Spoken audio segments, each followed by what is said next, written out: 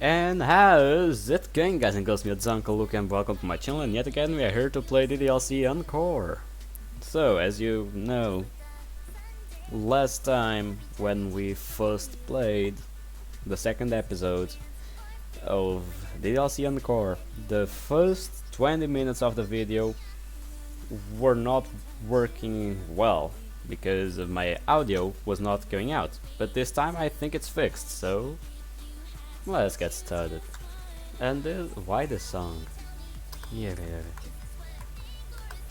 Let's go. I sick myself as I walk over to silence my alarm and go by my daily morning routine of getting ready for school. Oh yeah, by the way. So, to recapitulate what happened yesterday. So, Naski told us what are her feelings towards us. She confessed to us that she loves us by that note. But the thing is, we are with Sayuri. We'll have to ditch one. Of course, I'll have to ditch Naski. But I don't want to see what that will become. Also, Monica is going incredibly nuts. As we could see by the other video, when we started, Monica was nuts. She wanted us. In a way that was not possible since this is Sayuri's road, not Monica's, but still. Let's get going. After finishing my morning routine, I head downstairs to my kitchen with Natsuki's poem in hand. I must have read it over 100 times by now, hoping that this was some kind of sick joke. I sing and let the paper flutter onto my dining room table. I'm not particularly hungry, so I opt to just make a fruit bowl. While grabbing the bowl, I send Sayuri a text to let her know that I'm up, and she doesn't need to come wake me up again. Surprisingly, she responds back rather quickly and tells me that she's already waiting outside for me. I reply back that I'll meet her as soon as I'm done with my breakfast. I hastily assemble my fruit bowl and quickly begin eating. So I come to the realization that I'll probably be getting everyone else's poems today. I'm still uncertain if it's even a good idea for me to talk to Naski about what she gave me. What am I even supposed to say to her? And I still don't even know how to put it to Sayuri. There's no telling how she'll react, and if I tell anyone else, I feel like that'll just make the situation more complicated. And you probably won't be of much help either. Maybe I can ask Monica. Maybe she'll know how to handle this. Bad idea, pal. I sit myself as I pop the last piece of watermelon into my mouth, put Naski's poem in my backpack, and head outside to meet Sayuri. Sayuri is already standing by the adjacent sidewalk to my house. Hey. She beams joyfully at me. Looks like you woke up on the right side of bed today. Sayuri managed a small laugh. Well, it's a Wednesday, which means it's only 2 more days till Friday. I forgot how much you love Fridays. Well, not as much as I love you. Yada, does it.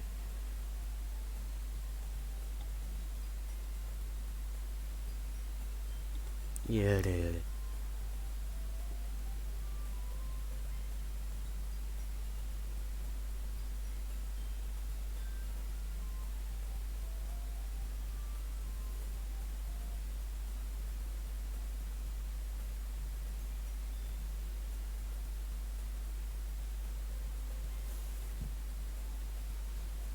Let's get going. Well, as much as I love it, I feel my face turn red with embarrassment. Sayuri! Yeah? I'm barely able to contain my grin as I figure out the best way to respond. Just come here. Takes her into my arms and squeeze her tightly. You little sinner. I suddenly feel a sharp pain in my forehead. Sayuri immediately takes notice. Hey, what's wrong? It's nothing. The pain gets worse just as I say that. I end up having to take a step back from Sayuri as I clutch my forehead tighter. Just give me a second. After a few moments, the pain subsides. Are you okay? Ah, it's just a headache. Don't worry about it. Was it really just a headache, though? You looked like you were in a lot of pain. Yeah, but it's gone now. No need to raise a fuss over it, right? I mean, I worry about you. I want you to be okay. Were you feeling like this yesterday? Don't want her to be more worried about me, but I know that I can't hide anything from her very long. I would feel guilty about not opening up about my own hardships to Sayuri when she's done so with me. But she can always get worked up when there's something wrong like she is now, and maybe getting these weird dreams off my chest might ease my mind a little, or make them worse. Well, thankfully tell Sayuri. I tried to tell her. The past 2 nights, I've had awful nightmares. I have no idea what's causing them. Do you want to talk about it? My words get caught in the back of my throat. An overwhelming feeling of dread washes over me. This feeling. Somehow this is worse than this morning. Maybe I shouldn't be doing this. Hearing Sayori's voice relieves the near crippling dread. Sayori, last night I watched you die. I couldn't do anything to save you. All I could do was watch. No, it was just a dream, but it felt too close to reality for some reason. It felt so real. The way you frantically clawed at the rope. Rope? Someone hung you right in front of me. It was hard to watch. Felt like I actually lost you, and the night before wasn't any better. How so? I opened this door and you were hanging right there in your bedroom. Sayori nervously swallows. Well, I don't know why you would be having dreams like that. I would never do something like that. I couldn't. I don't exactly feel reassured by the way she said that. Especially since she said in some rather concerning things to me lately. You're the reason I'm alive. Do I really deserve this? I don't want this relationship to be a one-way street. Lately I can't stop asking myself that question. I then think back to what that voice said. This is what it ultimately should have happened. Keeping her alive is only prolonging her suffering. I know Sayori problems are bad, but she wouldn't go that far, right? You okay, Sayori? Yeah, I'm fine. Is there something troubling you? Can we just go? Please? Surprised by Sayori's sudden change of heart, but nevertheless I choose to oblige. Yeah, let's go. It was just a stupid dream anyways, right? Yeah. We began the walk to the school without another word. Yeah, maybe it was not a good idea, but if we didn't told her, sooner or later she would know. Our walk to school was unbearably silent. I'm not used to being this quiet, especially around Sayori. Lately we've been more than happy to talk about whatever was on our minds, but today is different.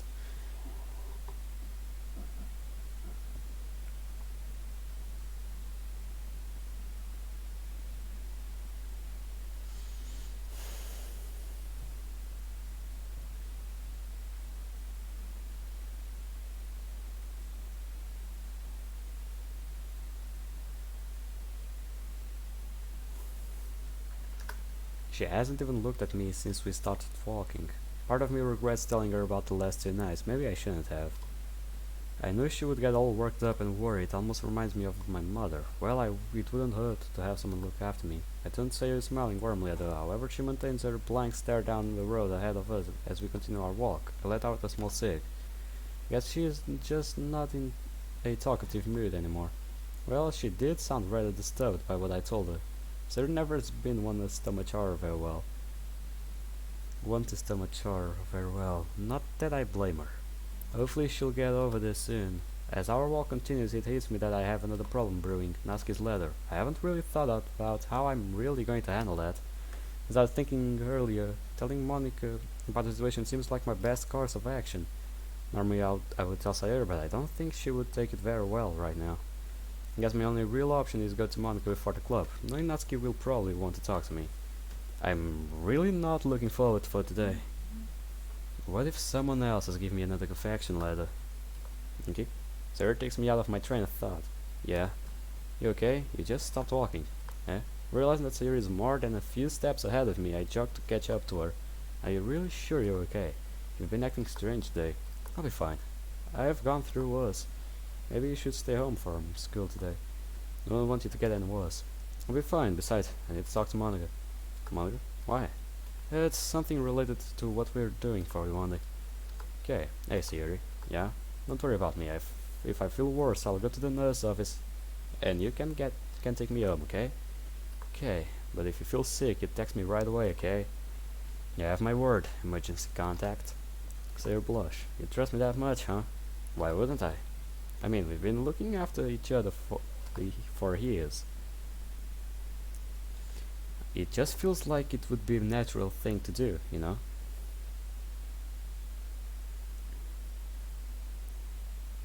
This is odd because the music stopped a long time ago. Why is it not coming back? Yeah, it does. I like it. I feel my own face start to heat up. Come on, we are really going to be late. Sayori quickens her pace to the point where she's almost jogging. Oh, come on, it's only... Shoot! Hey, wait for me! I jog after Sayori. We were able to make it to school just in time for the morning bell.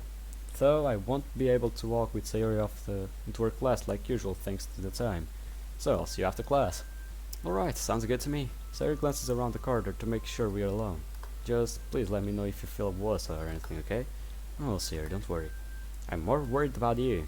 Me? Why? Earlier you looked like you just saw a ghost. Just hope I didn't scare you with any of the details. It's not that. Really. I'm just more worried about you. I'll be fine. You should say a reassuring smile. Promise? I promise. See you later. Okay, come here. Sarah walks up to me and gives me a brief hug before walking off towards their classroom. See you later. Laters. Sarah walks off towards her room while I head off in the opposite direction towards mine. Yeah. Walk into class just in time before the teacher starts the lesson, take my usual spot towards the back of the room and slump down in my chair preparing for another day of relative boredom. I would formally think about dozing off, but there's enough on my mind to keep me awake. And most importantly, looking interested in whatever the teacher's going on about. About these dreams, about what they mean, and ask his letter. Not to mention I now have Sayori worried sick about me. I don't even know if I did the right thing by telling her. Maybe you did, I don't know, but it just seemed right. It's a relationship. If you lie, the relationship will base on what? Another lies? That's not how relationships work, so let's keep going. In any case, my most pressing concern is now to deal with Natsuki's confession letter. I think Monica and I share the same lunch period, so I could probably pull her aside then. Hopefully she'll be willing to talk to me. I think to myself as I continue to listen to the teachers drone on. After what it feels like an eternity, the lunch bell finally rings. Grabbing the poem from my bag and stuffing it into my jacket with my lunch money, I head out to the cafeteria hoping to find Monica. Oh, this is new, this is nice. It's like a real school cafeteria.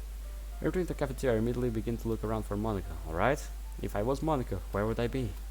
Probably towards the center with all the other popular kids. I start walking to the center of the cafeteria. Sure enough, I quickly spot Monica sitting at one of the tables at the center of the cafeteria. As I expected, she seems to be chatting away with some of her friends. Pulling her away might be a little harder than I thought. Well, it's not like I'm going to get another chance to talk to her until the club, so it's now or never. Taking a deep breath, I carefully approach Monica's table. Wow, Carrie, I can't believe you guys got away with that. No, right? It was like the craziest party ever. Too bad you couldn't make it, though. Oh well, like I said, I was on that trip with the debate club. Oh yeah, the debate club. That place was only gotten more toxic since you left. It's gotten that bad, huh? Trust me, you left at the best possible time. Missed the good old days. When Sarah was president, yeah, we were actually productive and went to all those cool events. And not always fighting with each other over petty crap. Yeah, that's when the club was in its prime. It's really a shame she transferred, though. I know, right? She was so nice. I still can't believe she suckered us in voting for her brother for president. Todd nice to me, but he's a total... hey Monica. Oh, I didn't know you had this lunch period. Oh, well, I usually just sit in the back. You see, would you like to join us? Yeah, we have plenty of room. I appreciate it, but I actually need to talk to Monica real quick. Oh, what for? It's urgent. I'd like to tell you at the club, but say no more. We always have time for you. Feel my face heat up with a slight of embarrassment. Yes. I wouldn't just be embarrassed, I would be just like, why? Why in front of your friends? If there is something that I learned from Nagatoro's anime, you know, don't tire with me, Miss Nagatoro. Yeah, something I learned is if you tell someone like, talk to someone like that, especially when you have other girl that are your friends in the same table as you are, things can get kinky, and that's never a good thing, never. Especially because Monica's a fucking psychopath. So yeah, it's not a good thing to do that in front of her. I would appreciate if you didn't do that. And thank you, Monica, I really appreciate it. We'll be right back, girls. Have fun, you two. Lead Monica out of the cafeteria to somewhere where we might have some little more privacy. She's got them wrapped around her fingers. That's Monica for you. Yeah. I end up landing Monica up to the school rooftop where there's hardly anyone around that can hear us. So, what's on your mind? I think I'll just show you. I hand over Natsuki's poem to Monica. Monica looks over at it with a rather concerned look on her face. After about a minute, she finishes reading it. Well then, guess it's safe to assume that she likes you. Yeah, no kidding. What am I supposed to do? Hasn't this ever happened to you before? No, not really. Nobody's ever been this sweet to try to ask me out before. Usually some boy would just walk up to me and stammer his way through before trying to ask me out. A few have tried to asking me out through a text, but to me that's the cheap way. Things would probably be worse. She would probably be worse had she chosen to text me or walked up to me and confessed. I would have no idea how to handle that. Yeah, and I'm pretty sure Natsuki is going to try to talk to me later in the club about this. Well, there's really no reason to think she would expect you to read her poem right away, right? What do you mean? I'm saying that I don't think Natsuki was expecting you to read her poem so soon. In all honesty, she probably thinks you'll read it this weekend, and you're preparing the poem for the photo shoot. Yeah, guess you're right. So I just tell Natsuki that I haven't read it yet, pretty much. At least that way you're buying yourself a little time. Okay, but that still doesn't really solve the problem. Sooner or later she's going to ask me about this, and I have no idea what I'm going to say. Well, it all depends on how you feel about her. Do you like Natsuki back in the same way she likes you? I mean, I'm happy with Sayuri. I wouldn't want to ruin what we have. And if I ever did leave her, we both know she would be devastated. We do mean a lot to each other. Yeah. Does Sayuri know that Natsuki gave you this? Shit! Wait a bit.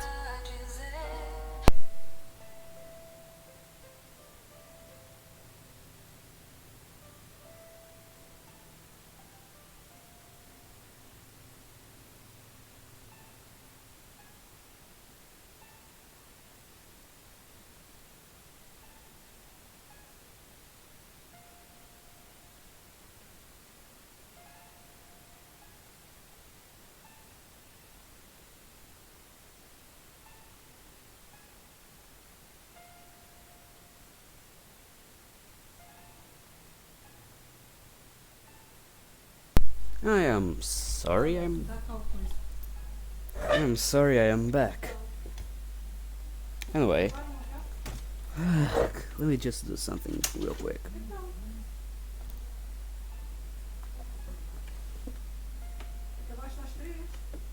Here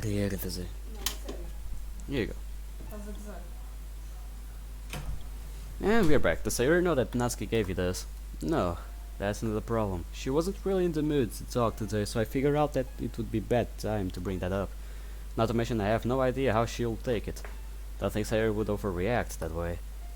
Though she wouldn't take too kindly to this for sure. So, when should I tell her about the letter? You're probably better off waiting to tell her for now. It's better you figure out what you want to say to Natsuki first. Alright, so what should I say to her then? Just tell her how you feel. Natsuki wants to know what's in your heart. You need to figure out who suits you best. That doesn't help. Doesn't help at all. Not even a bit. Wait a bit.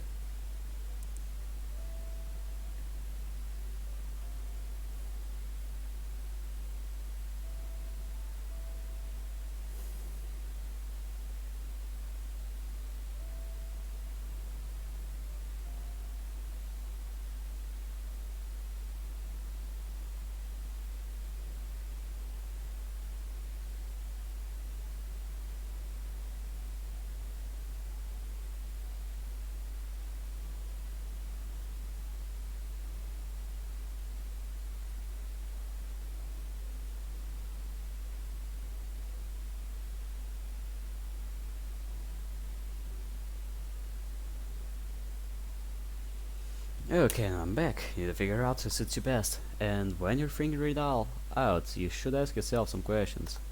Like what? Like, who can you always count on? Who can you always trust? Who would you be the happiest with? Who will always help you? Who wants to see you succeed and is capable of helping you? Who are you proud to stand next to no matter what? Who will always put a smile on your face and build you up? Who isn't afraid to stand against the world with you? And I think you know one girl who checks all those boxes, don't you? I know you'll make the best decision for the club. I have faith in you. Monkey questions begin to echo in my head. Who would I be the happiest with? Who can I always trust? Who would I be proud to say, yeah, that's my girlfriend? To my friends and family. Yes, it would have to be I'll definitely have a lot to think about later. Wait, what? Yeah. No, Monica is not that one. She might be in the game, but she didn't do it. She could do it in every other way. She could have just added a fucking road to her game, to the original game, but she didn't. She fucked up. Thanks, Monica. I really appreciate the advice. No problem. I hope I calmed your nerves a bit. Yeah, you helped. Though I don't know if I'm ready for the club today. Don't know if I'm ready to deal with all this. I'm sure she won't ask you about it today. But it wouldn't hurt to decide on what you want soon. Yeah, the sooner the better, I guess. Yeah, Monica takes a look at the watch. We still have some time before the lunch period ends. Would you care to join me? Sure, stressing over this does work up quite the appetite. I'm sure it has. Come on, let's head back. Without another word, Monica and I head downstairs and step into the cafeteria. I really wasn't social with Monica and her friends when we came back to join them. Other than some occasional chatting, I mostly kept my mouth shut and zoned out. My mind was racing the entire time, attempting to answer the questions Monica gave me. And I'm still a little paranoid that Natsuki is going to try to talk to me in the club later. I don't feel prepared for this. But I guess I did sort of ask for this to happen. So I've just got to figure out what I want to do next.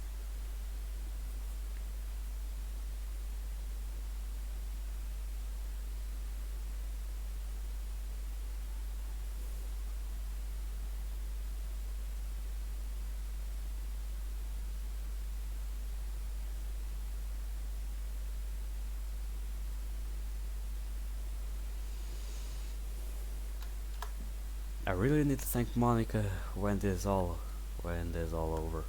Her advice has been pretty helpful so far, and I feel like I'll ultimately figure things out thanks to her. Yeah, she certainly has been dependable. Before I can finish my thought, the school bell rings, signifying that the end of lunch period for me. Well, I guess it's back to the boring old math for me. Good luck. Yeah, it was nice chatting up with you. Likewise. I'll see you girls later, Monica. Akari and Ria pack their things and walk out of the cafeteria, leaving me alone with just Monica. Well, guess I'll see you at the club later then. Yeah, we'll see you then. Hopefully you're able to give those questions some more thought. I will. It's certainly a lot to think about. It will all be worth it in the end, believe me. Well, I do trust you so. Looks like you've already been giving those questions some thought, huh? My face turns flush with embarrassment. Well, yeah. You're the person I trust most to help me through this. How interesting. What do you mean? Don't worry about it. You have enough on your plate as it is right now.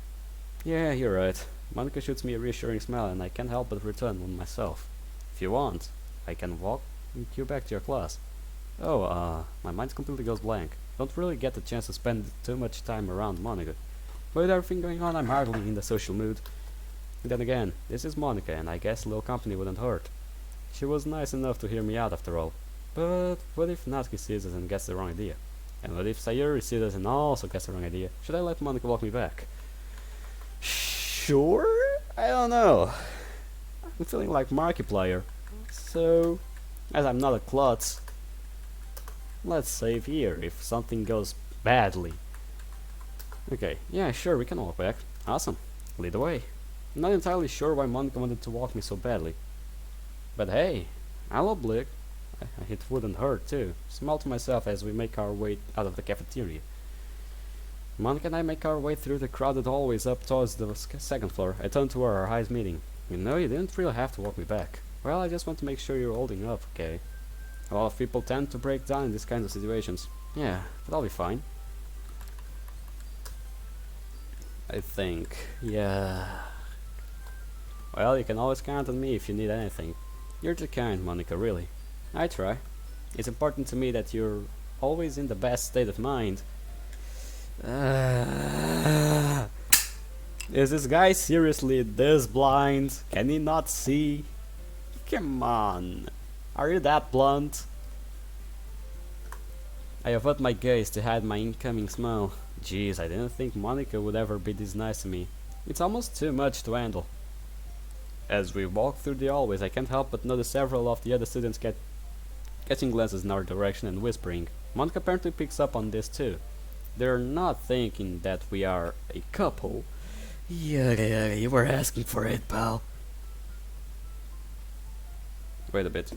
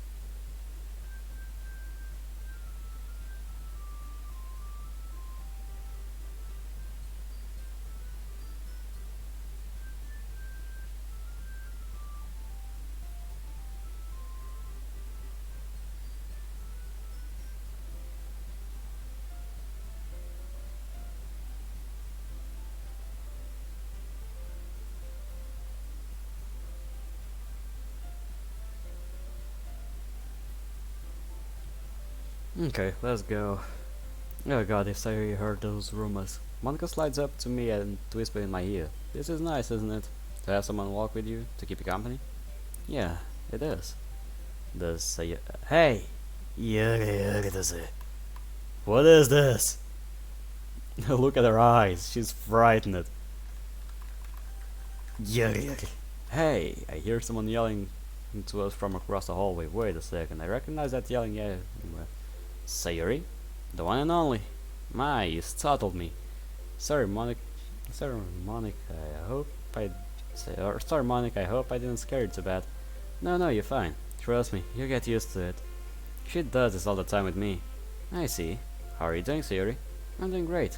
Just went to get some water and I run into you guys. Yeah, we're just heading back from lunch. Turns out we have the same period. Crazy, right? That's awesome. It's good to have someone to keep you company during lunch period. Yeah, it is. Hey, we got a chance to get up with Akira and Riet as well. That's great to hear. Thank you for letting him sit with you, Monica. Yeah, it was no trouble at all. It was the least I could do. Monica shoots me a quick wink. Hey Monica, isn't your class on the other side of the school? Oh well, I don't think taking the slight detour from my normal road will make me late or anything. Well, that's good. I would really love to stay and chat, but I have to head back to class pretty soon. It's alright, Sayuri. We'll see you in the club. Yeah, can't wait. See you guys later. We wave goodbye at Sayuri as we head our separate ways. Not too long after our run-in with Sayuri, Monica and I finally make it to my classroom. Thanks for walking back at me, Monica. Anytime. I hope you have a great rest of your day. You too. Monica takes a step closer and leans into my ear. Try not to overthink. She suddenly pulls on my tie. Make sure your tie is straight, silly. See you later. I'm left completely dazed as I watch Monica gracefully walk down the hallway and turn the corner towards the other side of the school. Yeah,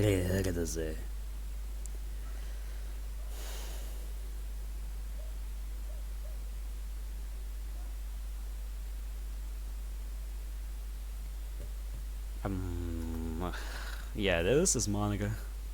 So yeah, I catch a few of my classmates smirking at me in the corner of my eye. Flustered, I just walk into my classroom and lastly sit down, refusing to make eye contact with anyone as I process what just happened. Yeah, okay, it was not that bad of an idea to walk with Monica, but I don't think it was one of my best, so let's keep it with that. The rest of the day seems to grind to a crawl as I begin the second half of the day, though I guess that just leaves me more time to think about it. I think about everything, especially considering how Monica was with me earlier. Was she flirting with me? Yes. Like I said before, are you that blunt? Of course she was flirting with you. But thought she would make that with other guys. She wouldn't. She told you how other guys pissed her off. Wait. There you go.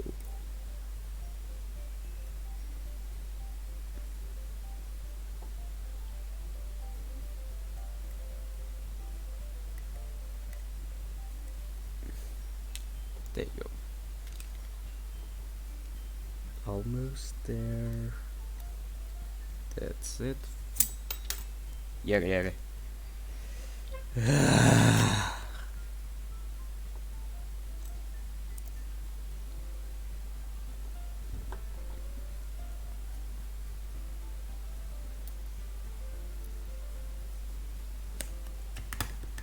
we go.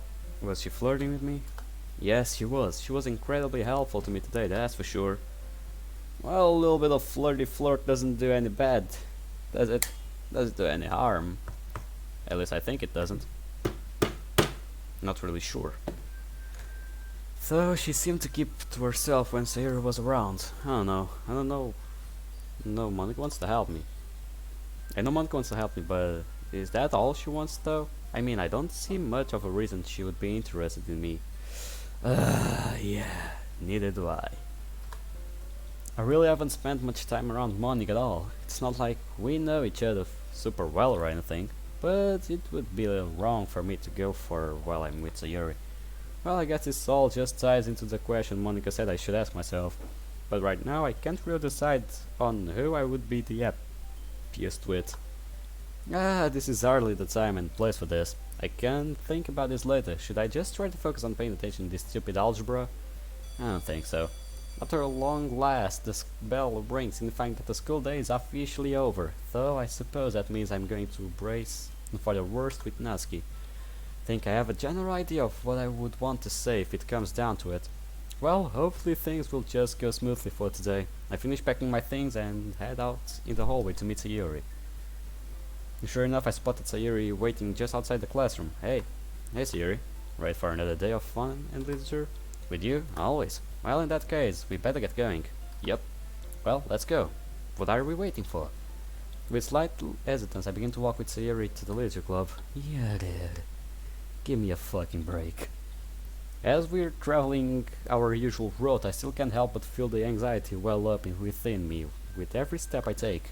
So I just take a deep breath and tell myself everything will be fine. Thankfully, Sayuri seems to be blissful and aware of my apparent apprehension, but it's probably for the best. Yes, it is. Eventually, we stop right outside the club. Well, here we are. Yep, can't wait to see what's in the store for today. Sayuri opens the door and steps into the club with me right behind her. Let's just get this over with. Sure enough, the club's the same as it always has been, with everyone in their normal spots doing their normal routines. Monica quickly spots us coming in. Hey guys. Let me make sure the microphone is on. Yep, it's on. Okay. Hey guys. Hey Monica. How are you too? I'm doing pretty well. Looking forward for another great day with you guys. Sayuri. She's always a charmer. I take it you already have her poems. Yeah, I got those yesterday. Just need yours and Yuri's. Fortunately, I remembered to bring them. I'll give them to you by the time club's over. Alright? Well, you guys can sit down. We're gonna get started in a few minutes. Sounds good to me.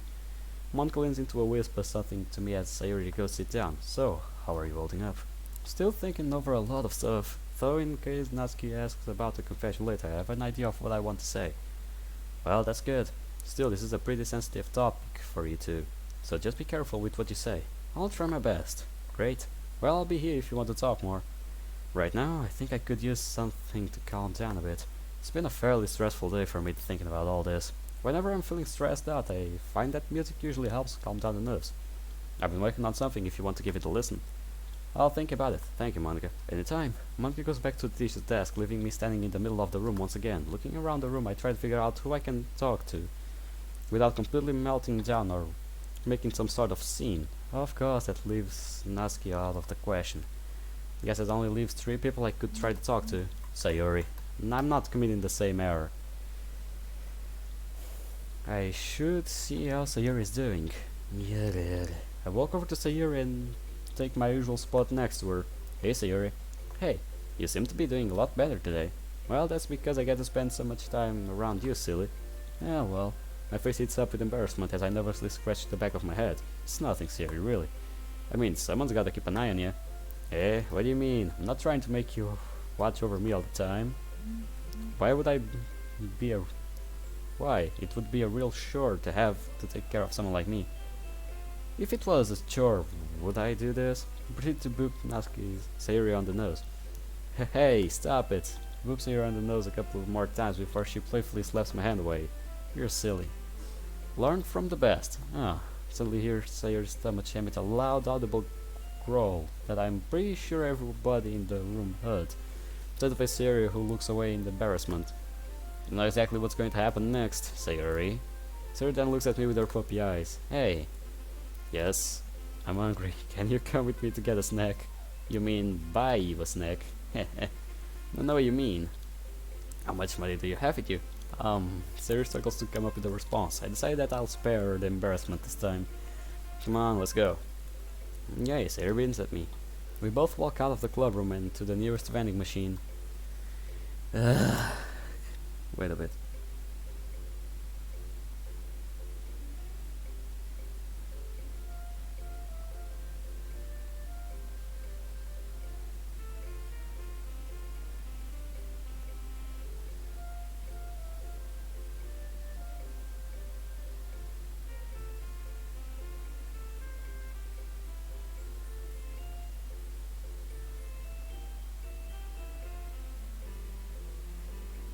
No, it's almost there.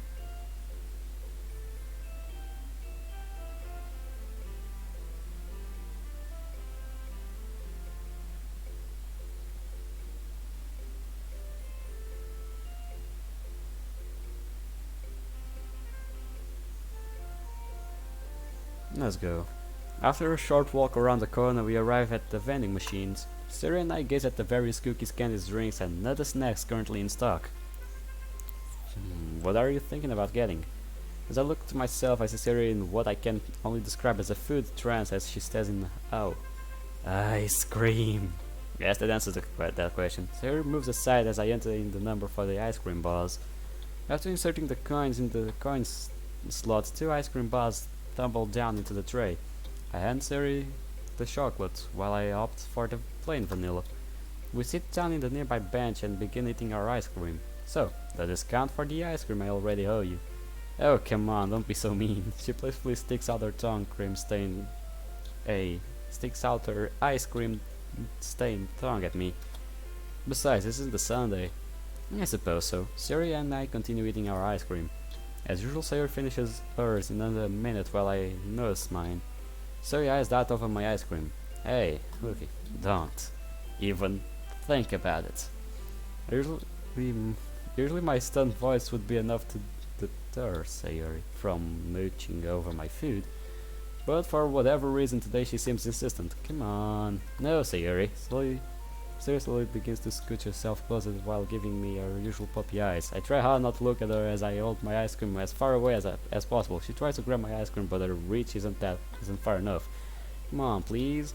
No, you already have yours. Let me have mine. We sound like children. This reminds me of times when we would share food as kids. Sayori would always beg to have what I was having when she finished her food.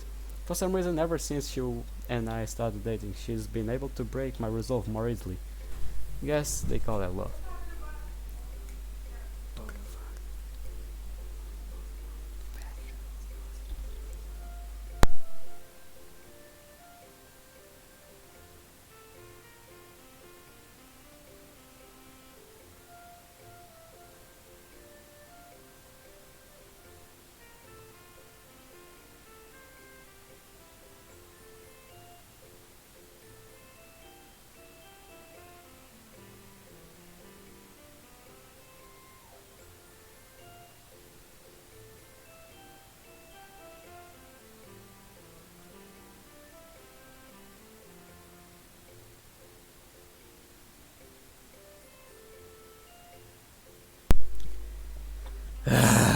Once again, I'm sorry for this.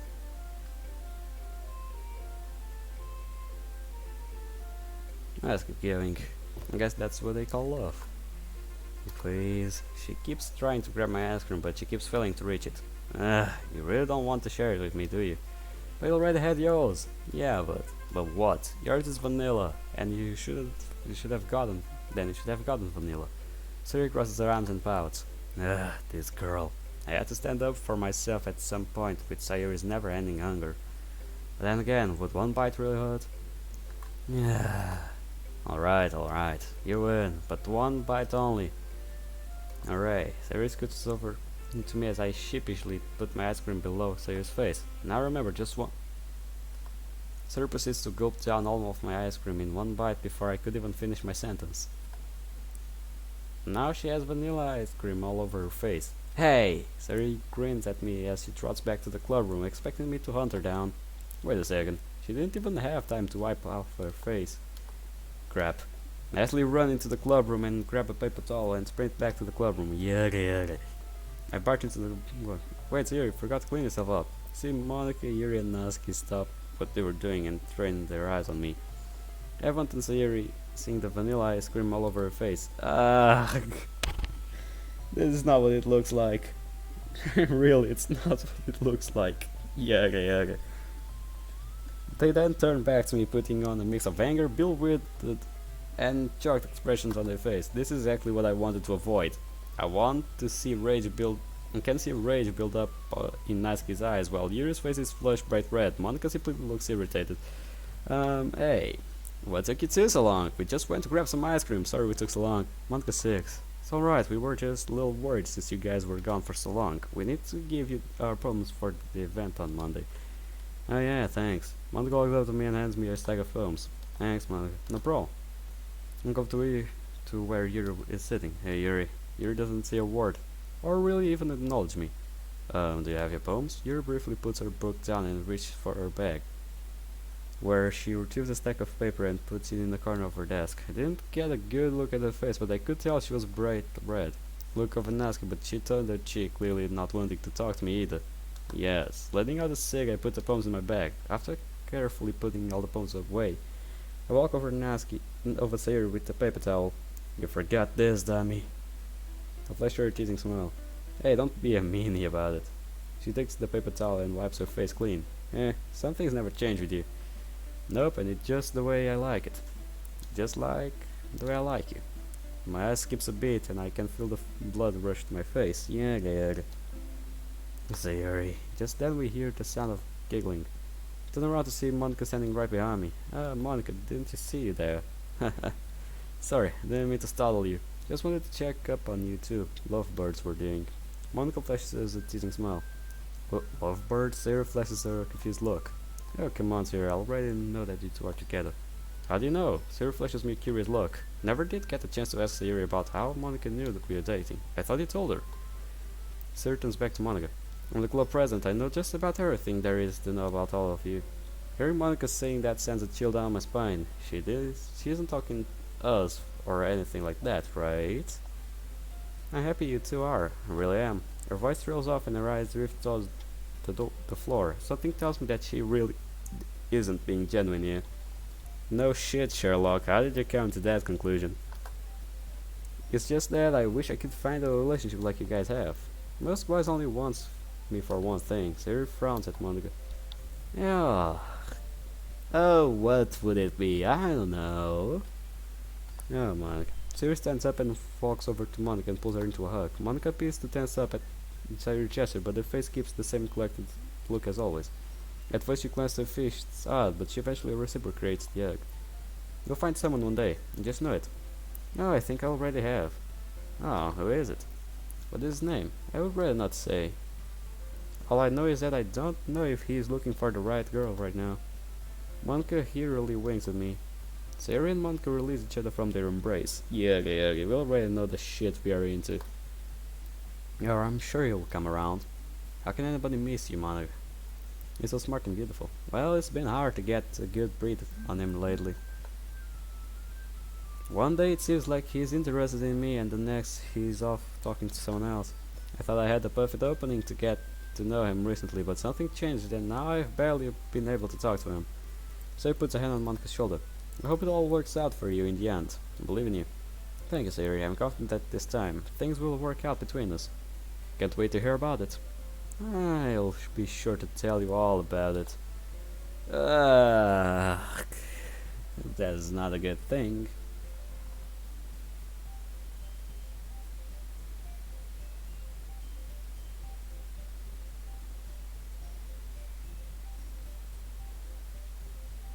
Wait.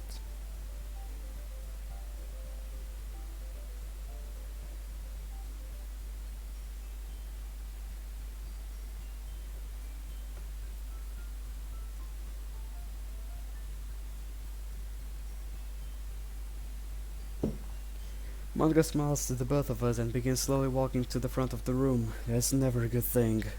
Calm down, Monica. As she walks by me, I see Monica flash a quick smile at me as I get to whiff off her forget-me-nots perfume. Yeah. I'm briefly left dazed by the strong scent. I'm not used to Monica's perfume being this strong, nor did I really ever notice how beautiful her hair looks. Through this sudden warm and fuzzy feeling, I start to get the feeling that Monica was somehow talking about me the entire time. No, that can't be. She knows I'm with Sayuri. I'm brought back to reality by Sayuri, who keeps poking my cheek. Hey, you there? Snap out of my daze. Oh, sorry Sayuri, I was spacing out, wasn't I? Yup.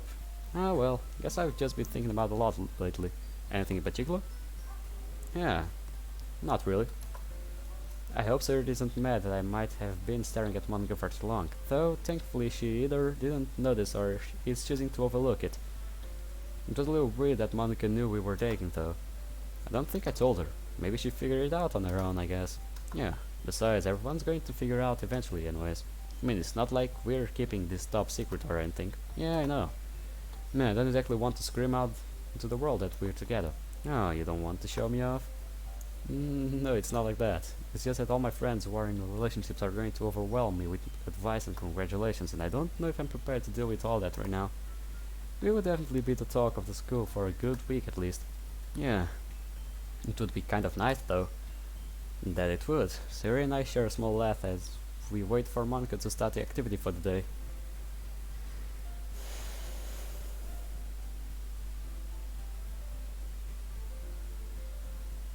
Yeah, I'll probably record a second episode today because I didn't have school and I could rest a bit for once.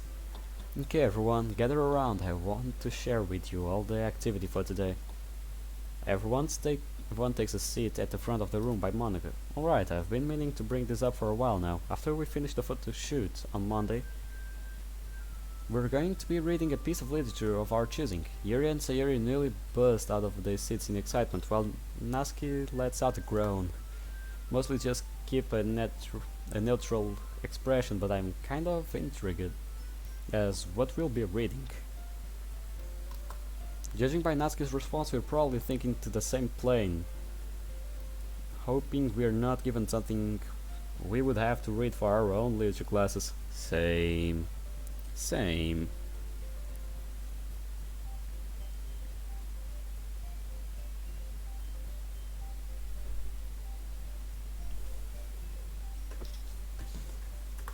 I have a few early choices we can choose from, but I'm happy to entertain any ideas that you guys may have. Wait, is there a catch to this? Nope, so long as it's literature. Though ultimately this has to be something everyone is willing to read.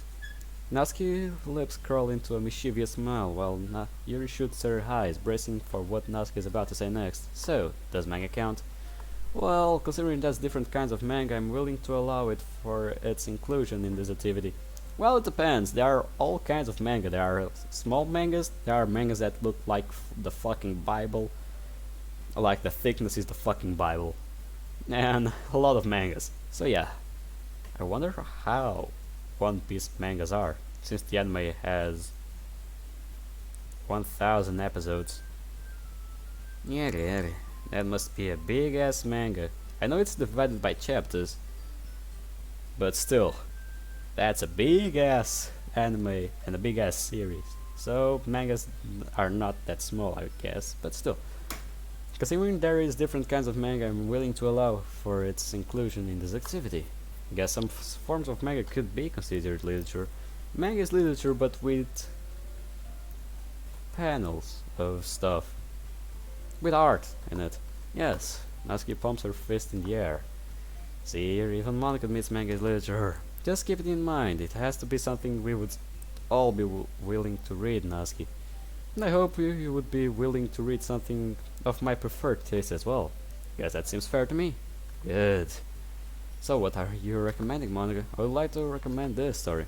Monica probably holds a copy of a green book by the name of Two of Us.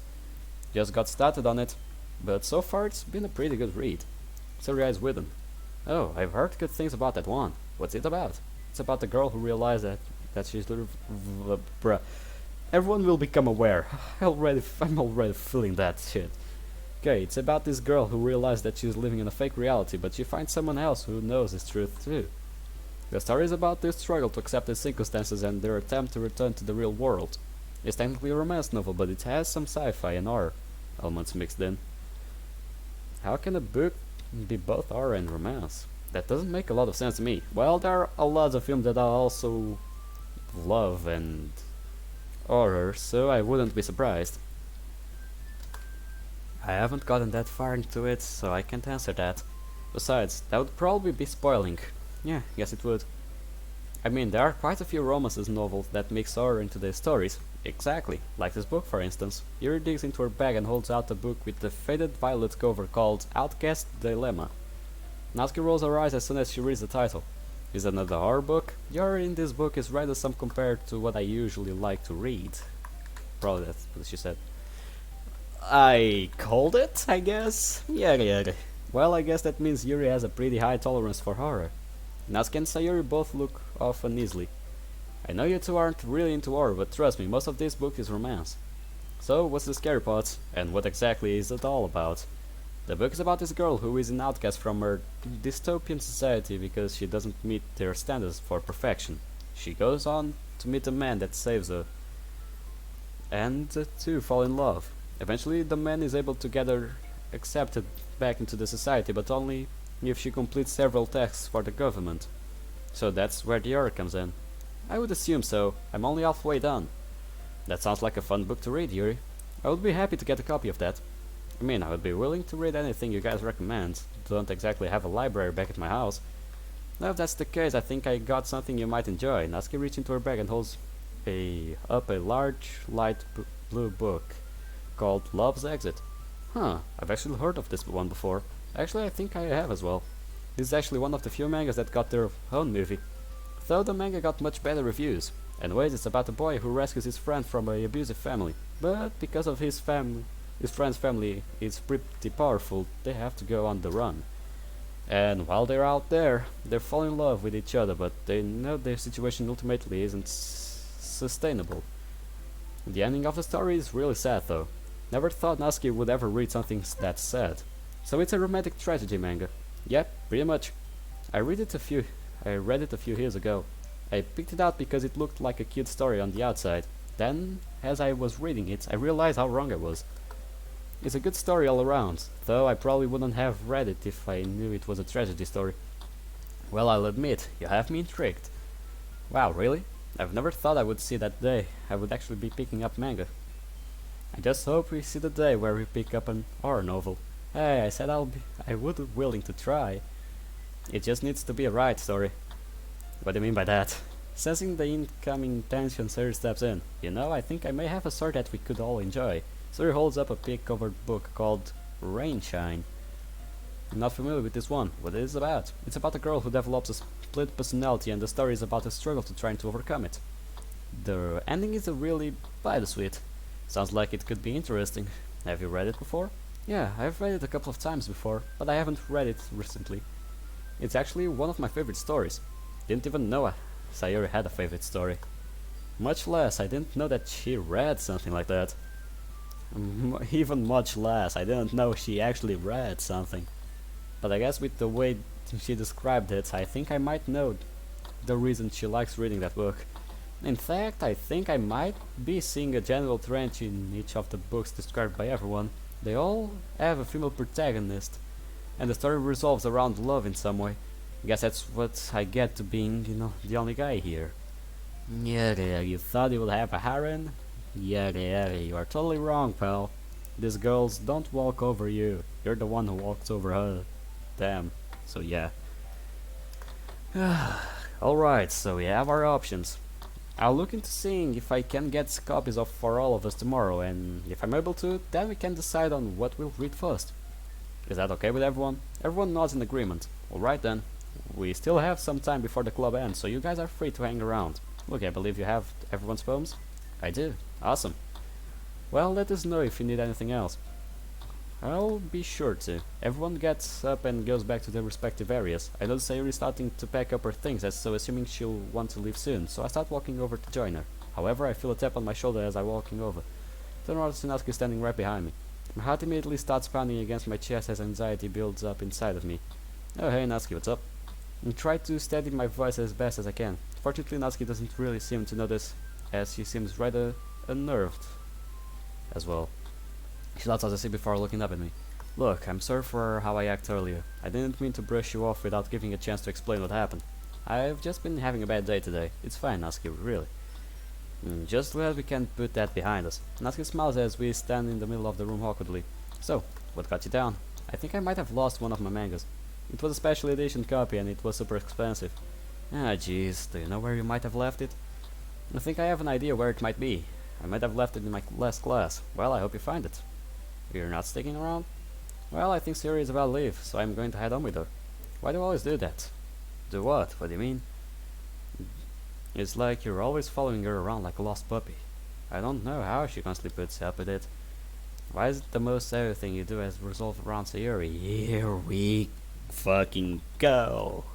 Natsuki, that's not really true. Forget it, I'll have to make it a fan. Without another word spoken, Natsuki angrily walks out of the clubroom. To say. And this is where it starts. This is where all the dark stories start.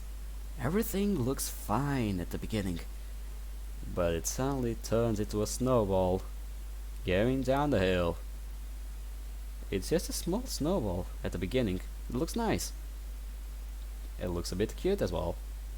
But as it goes down the hill, the snowball increases and gets big, horrifying, and destructive.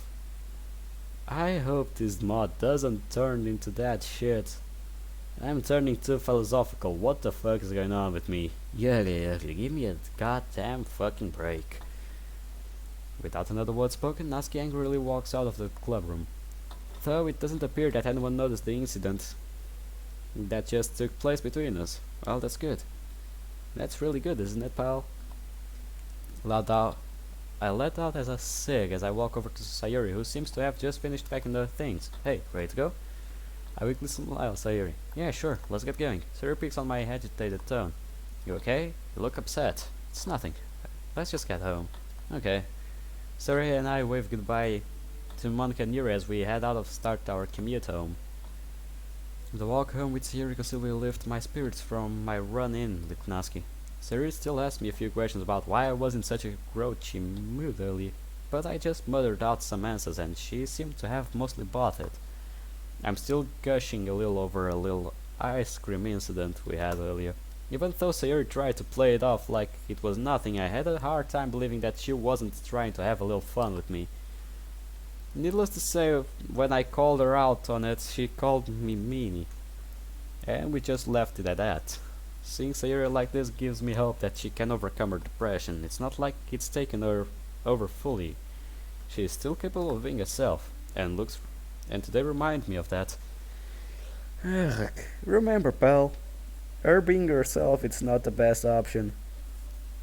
So if you know that Sayuri has a big depression, her being herself is not good because, well, it's good in a way because she's being herself, she's behaving okay, but still, it's not good because herself is a depressive girl. So that's the part that it's not good about it, you know? If you guys are catching my drift. Anyways, let's keep going. In some way, she still is the same kid next door I grew up with. Hey, we're here. Huh? After Sayuri derails my train of thought, I look over to see that we have already arrived at our houses. Jeez, you've been spacing out more than I have lately. Yeah, I've just had a lot to think about, that's all. Is everything okay? Yeah, I'm fine, Sayuri. I mean, you've looked pretty stressed this whole day. Is it because of last night? I'm sure that has something to do with it. It's nothing, but it's not everything. Well, what's bugging you? Sir, it's not something you can really solve. And it's not something I can really talk with you or anyone else, really. It's just, I need to solve this on my own, okay? Alright. Well, I hope whatever it is. Well, whatever it is, I hope it all works out for you. I'm here if you need me. I know, and that's all I need to know right now. Siri and I stand silently on the sidewalk, the sounds only being disturbed by the occasional gust of wind. Well, I'll talk with you later. Alright. Siri runs to me and gives me a tight hug.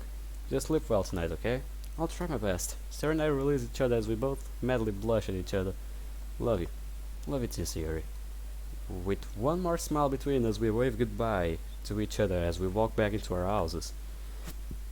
After changing out of my school uniform and into my regular clothes, I immediately collapse back onto my bed. The hell am I going to do? I quizzically ask myself. I know I love Sayuri. I do. I've enjoyed every moment I've been around her. There's really no reason to change that, but I don't feel like I can let Natsuki down.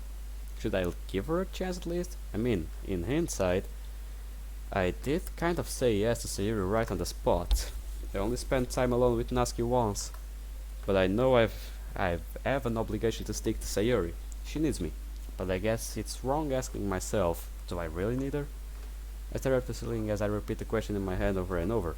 I mean, where would I be without her? If it wasn't for her inviting me to the club, she wouldn't be my girlfriend just now. I wouldn't have met any of the others. I would probably be in this room just watching whatever anime was on and playing online. It's a simple life, sure, but it's kind of lonely in the retrospect. I would probably be feeling sorry for myself as that I didn't let Sayori take me to the club. I owe her so much, even if she won't admit it. And she does light up my world in a way that no anime or manga or game could ever do. She does make me feel genuinely happy, and I do feel accepted around her. Not to mention we've put up with each other for all those years. My life would probably be pretty dull and boring without her.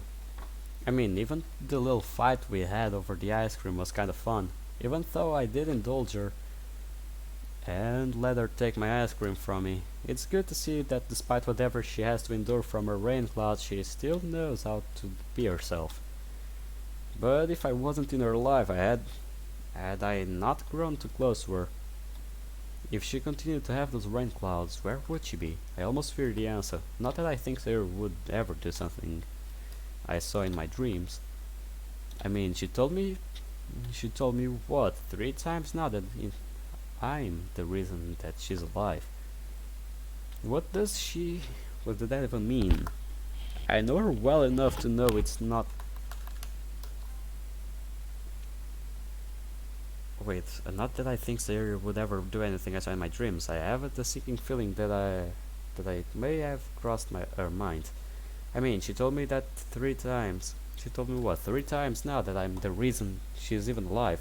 What does she mean by that? I know her well enough to know it's not her way of flirting. But it's not like she's ever giving me any huge warning signs aside from this. Maybe I should ask her about it sometime. She'll probably say no, but even if she tells me that, I could use the peace of mind. Speaking of peace of mind, I know that's what Natsuki wants, and I'm just going to have to lay it out for her. Guess at one point I did have a similar feelings for Natsuki, especially with how last Sunday went. And I still find a part of me wondering if what could have been still could be. Especially considering how much fun I had with her preparing for and at the festival. Even if she was competing with Sayuri for my attention. But can I really do that to Sayuri? I roll over to face my bookshelves. On one of the shelves I spot a picture of me and Sayuri at the carnival. Man, that must have been at least 10 years ago. But do I really have it in me to tell her? The same girl who's now my girlfriend, that I want to dump her for another relationship that's not even guaranteed to work. And risk possibility dividing the club. I get out of my bed and walk over to pick up the picture frame. Upon a closer look, I see Sarah clutching a familiar giant-sized cow. Huh, I almost forgot that's when I won it for her. I always did tell Sayuri that she deserved the best. Suddenly I hear my phone ringing. I put the picture frame down and run over to my phone to see who is calling. To my surprise, it's Sayuri. Why is she calling me? We saw each other like 10 minutes ago. Answer the phone. Sayuri? Hey! Why are you calling me? Didn't we see each other like 10 minutes ago? Yeah, but what? I'm hungry. Well, make yourself some food. Don't have anything. Then get a takeout. Look, you know I don't have a car. I facepalm myself. This girl. Sir, you don't need a card for takeout. You can order it over the phone or online or however it's done now. Don't know any of the restaurant numbers. Well, can't you look it up online? Too lazy. I laugh a little to myself. I see what she's trying to do. Still, I'll have a little fun with her. Well, I guess you're just gonna have to starve, Sayuri. Hey, you're a big meanie. Don't you have anything to help your poor starving girlfriend? Actually, let me check. I walk downstairs to my kitchen. As soon as I get into my kitchen, I open my fridge. Wow, looks like Sayuri and I are in the same predicament. How did I not see it this morning? See anything? Looks like I'm out of food too. Wow. You didn't break into my house and steal all my food, did you? What? No, don't be silly. Just saying, if it happened, you would be the prime suspect. I hear Sayuri giggling through the other end of the line. Well, I do have this ski mask. You're not robbing my house. And why do you have a ski mask? You don't remember the sixth grade field trip to that mountain? No? Oh wait, I think you were sick at that time. Well, that probably explains why I wouldn't remember it. Yeah, it would. Well, if you're not too busy, we could get some food together if you want. The idea of getting food with Sayuri is tempting, but I don't know if I really want to leave the house considering I got some heavy-duty thinking to do. Not to mention I could use the early start on my homework. Should I get food with Sayuri? Yes, please. Yeah, sure, I wouldn't mind going out. I mean, it's not like we had a proper first date yet. Interesting. Not taking you away from anything, am I? No, and to be honest, I probably could use the fresh air. Yes, you could, pal. Yes, you could.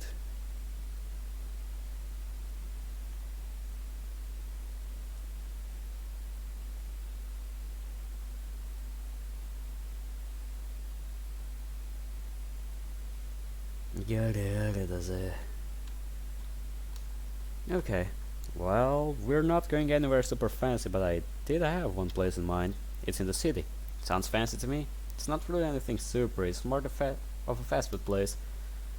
Hey, don't mind. Food is food. It's not like I have a preference right now.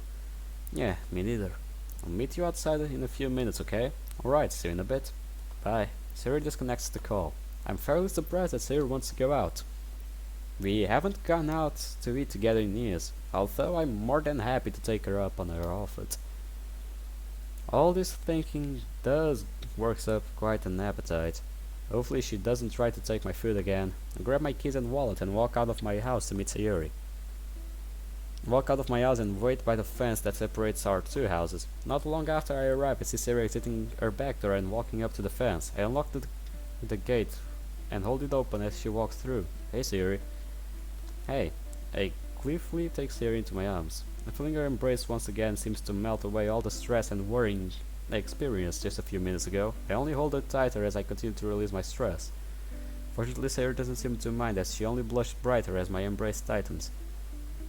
I don't know why, but every time I find myself in Sayuri's arms, it just feels like I'm in heaven. She is always giving great hugs, sure. But lately it's been different, almost a magical sort of feeling that I really can't put into words. Well, I can't complain. I'll enjoy this magical moment we're sharing for as long as possible. However, the magical moment is quickly ruined. Sayuri's stomach emits a loud enough rumble that I'm sure everybody in the neighborhood heard. Sayuri breaks the embrace and steps back in embarrassment. Sorry, I guess I'm kind of hungry. I'm not sure if kind of hungry is really accurate to say to describe your appetite. Don't think anything can be too quite honest. I guess that's true. Just hope wherever we're going has enough food for you to conquer your hunger. Well, there's only one way to find out. Let's get going. After you. I lock the gate behind us as Sayuri and I begin our journey to the restaurant. As we begin our walk to the restaurant, I immediately begin to realize where Sayuri is taking us. I turn to Sayuri, eyeing her suspiciously. You're taking us to Gumaya's, aren't you? Yup. How did you know? I remember this old side street. Our parents always took this way to get there. I think my dad always called it the shortcut. That's because they wanted to avoid all the traffic on Rockefeller Street. Don't blame them. You still am a little surprised I remember the way. How could I forget? I always loved the walk to Gomez.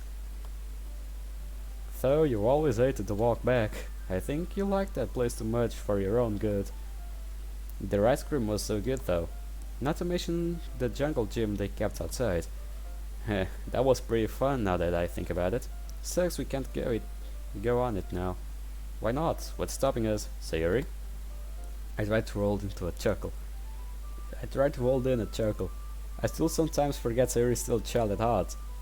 It's what I really like about it. We're way too old to go on it. I'm pretty sure they set the age limit to 12. I doubt the step would let us anywhere near it. Well, that's not fair. Sorry, we're not kids anymore. Don't even think we'd fit the bars, to be honest with you. Not me, I'm pretty sure I can fit. Yeah, right. You would get stuck between the bars and then we would have to call someone to cut you out. Remember the swing set incident? Back in the 4th grade? Hey, it wasn't my fault. That swing set was just really old. I don't think its age was the problem, Siri. It was meant for toddlers. Matter of fact, I was surprised you still managed to squeeze in. It was the best 100 yen I've ever made in elementary school. Even though I got weeks worth of detention. Because I somehow got blamed for putting you up to it. It wasn't even originally my idea. It was a small price to pay.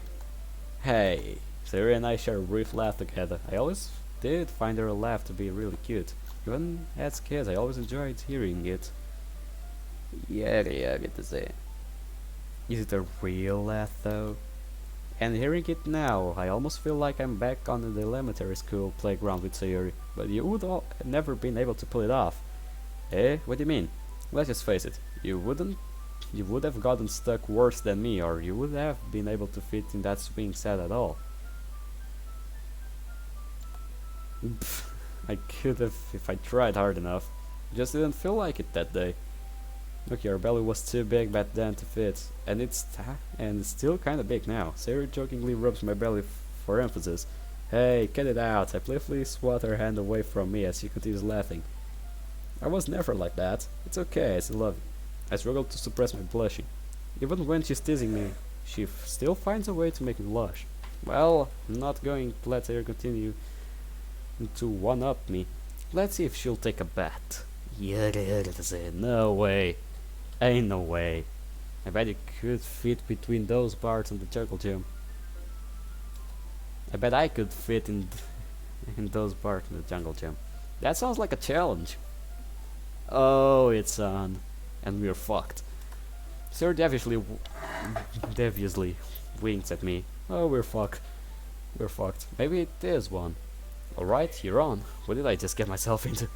Well, I'm sure it won't be that bad, assuming we can even get in. But there's a chance Siri will probably forget by the time we get food. Not that I'm worried about losing some stupid little bet. Leave it to Sayuri to bring out the kid in me. Oh, I remember these. Okay, after a few more minutes of walking, we turned the corner to find our old childhood favorite restaurant still standing in all its glory. Sarah and I almost rushed into the building to see if everything was still the same as we remember it. Despite a few apparent changes, everything was still the same. Sarah seems to be completely lost in thought as she stares around at everything. Guess she hasn't stopped by in a long time either. This place really did mean a lot to both of us. I snapped myself out of my train of thought and nudged Sarah to do the same. Eh? Well, this still looks the same for the most part, doesn't it? Yeah, it does. Still hope the food tastes the same. Well, there's only one way to find out, right? Let's get some food. Now you're speaking my language. It comes in handy to know you well. Yeah, looks like I got my revenge for earlier. Though I decided to be merciful and Sayuri's embarrassment by quickly finding a table for us to sit at. So Yuri and I immediately crack open the menus to see what's available. I'm able to quickly pick out what I want, while Sayuri furrows her brow as she continues to pore over the menu. If I had all the money in the world, there's no question Sayori would find a way to convince me to get her one of everything. After a few minutes I decide to ask her what she's thinking. Is there anything you like? There's so many choices. Is there anything in particular you're leaning towards? Thinking about just getting a burger. Sayori closes her eyes for a moment. What are you doing? I'm trying to see which way my tummy is leaning towards. I can't decide if I want a burger or pizza. Well, hey, it's up to you, Sayori. My treat. Sayori takes the next few minutes to think it over. It gets to the point where I'm just considering ordering first and then going back for Sayori's order. So, what does your tummy say? Sayori takes one more look at the menu. I want pizza. What do you want on it? Oh. Sayori takes yet another look at the menu. I mean, usually you just get pepperoni.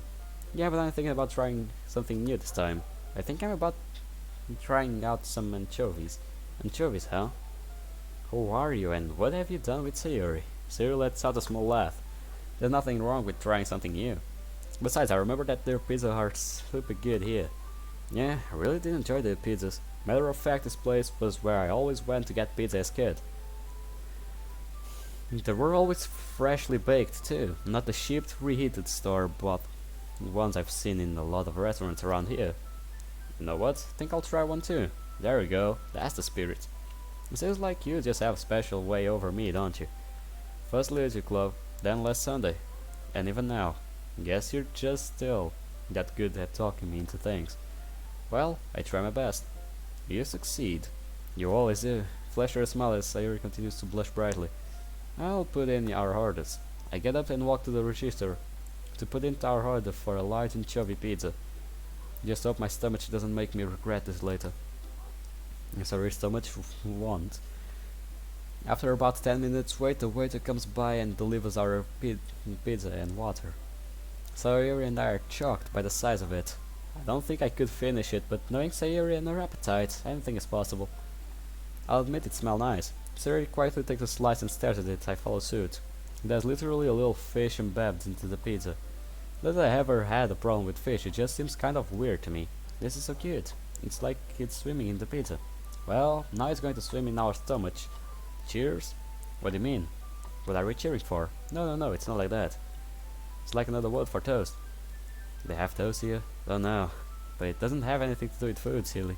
It's like we're celebrating. Well, what are we celebrating then? Take a moment to think this over.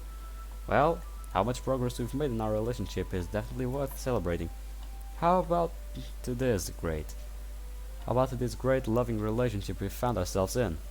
I mean, after everything we've been through, look at us now. Sayori blushes brighter than pizza sauce. That's very sweet of you.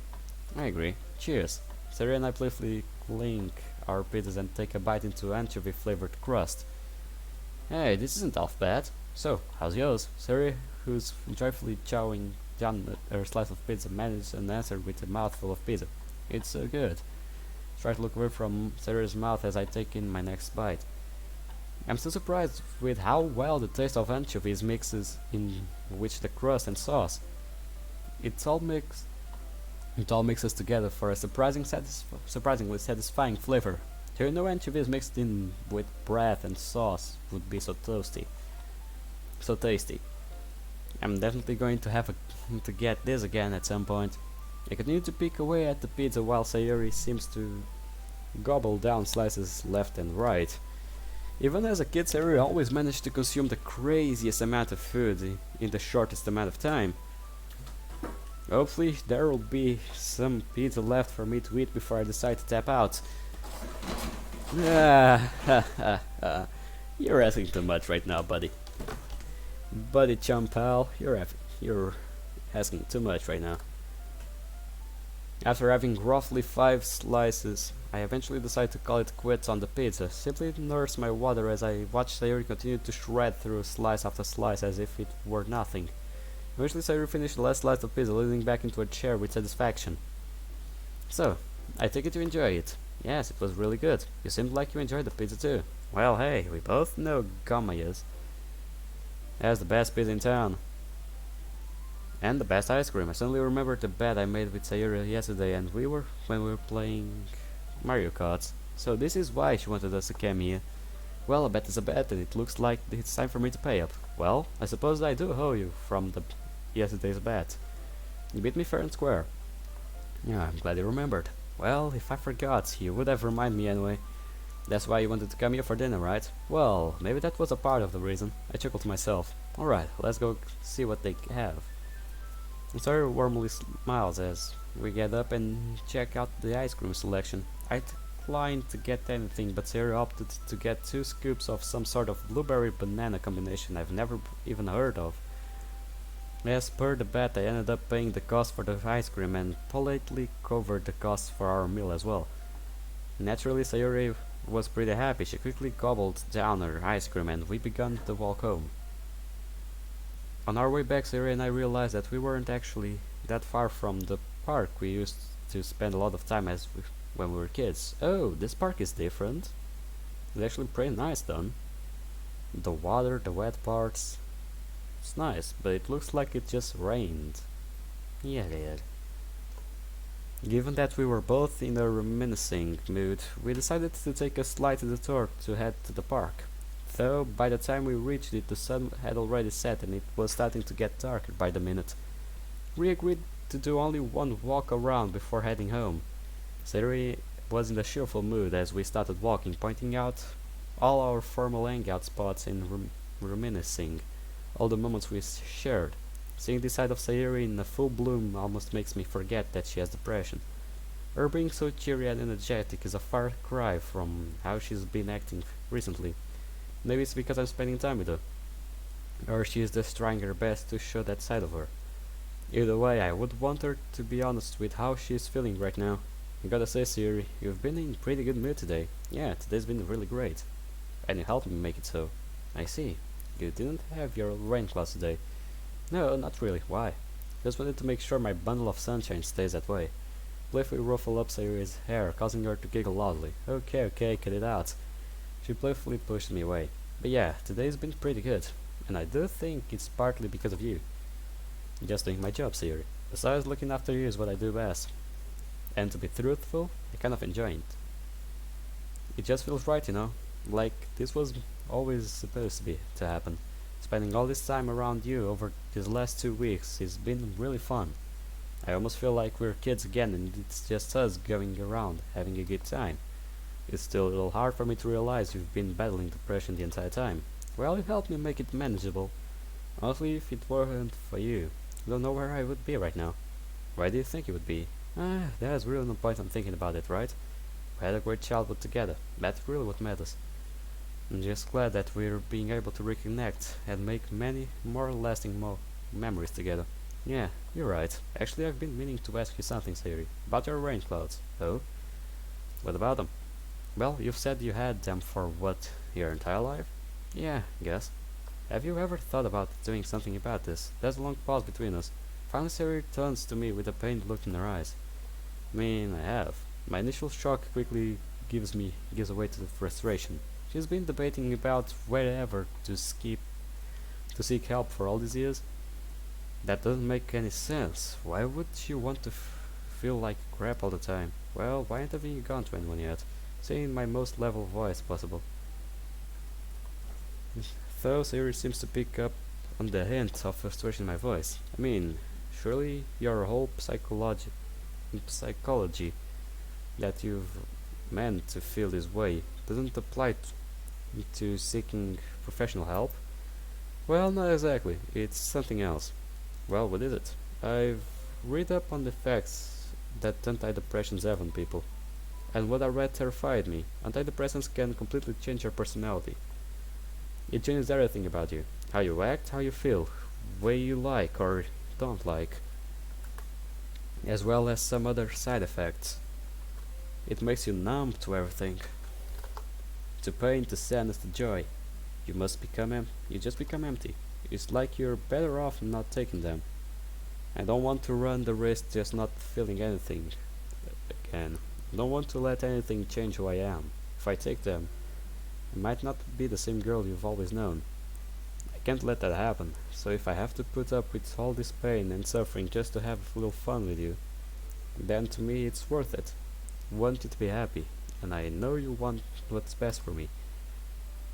but I would rather feel the full weight of my rain clouds barrel down on me than not feeling anything at all. I just couldn't do that to you. I would only be receiving your kindness and I could never return it.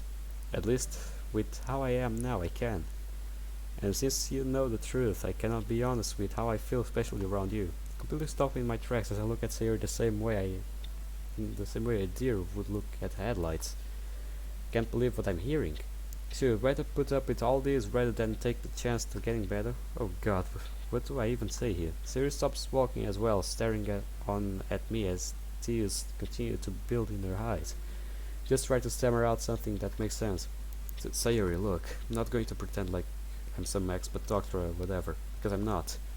Dealing with depression like this isn't healthy at all. I think we both can agree on that. But you never know what works unless you try it, right? Like how you convinced me to join Literature Club, and like earlier, how you convinced me to try out anchovy pizza for the first time. If you have the chance to get out of this constant cycle of feeling down and happy, you really should consider it. Maybe you just need simple therapy or something, I don't know. Because I know I can't be around you all the time to make you feel better. It's just not practical. I don't know how to... I know and I know you say you feel better when you're around me, and I have really tried my best. Just don't know if I can be the only solution to this. We need to try something else. You need to get better, Sayori. Well, what do you want me to do? Believe me, if I could have wished the rain clouds away, I would have done it a long time ago. I don't really believe that just talking it out is going to make it better. I know that antidepressants are going to be the only way out of this, but it comes at the cost of all my feelings, not just the bad ones. Maybe it's brand-based, I don't know. But look, can you just promise me to at least think this over? Yada yada. Sari stares off into the darkness as she mulls my request over. I know this isn't the first time she's thought about getting help, but maybe it's different now that I'm the only pushing for it. Sari then lets out a sigh. Alright, I'll think it over. Just no promises, okay? It would mean the world to me if you think long and hard about this. I know. You won't see me any differently if something happens, right? What do you mean? If I take them and something happens, you'll still see me as the same girl you grew up with, right? You'll still love me? Of course I'll still love you. Nothing is going to change that. I love you. Love you too, Sayori. Well, look, it's getting late. We should probably start heading back. I offer my arm to Sayori, who giggles at my gesture. Aren't you such a gentleman? Only for you. Sayori smiles as she wraps herself around my arm. With Sayori secured as we begin walking back on the path we came, illuminated by the light poles scattered along the path and stars above us.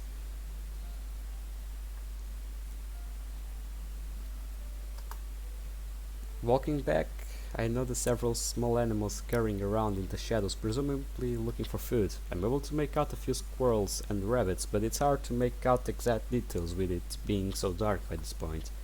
Strangely enough, Sarah doesn't really seem to notice them. I turn to her and she's simply staring ahead with the biggest grin on her face, enjoying latching onto my arm. I simply smile to myself as we continue to make our journey home with the sound of the animals whining around, I guess. It was mostly a silent walk back. We occasionally made some small talk, but I just generally let Sayori enjoy the feeling of being close to me.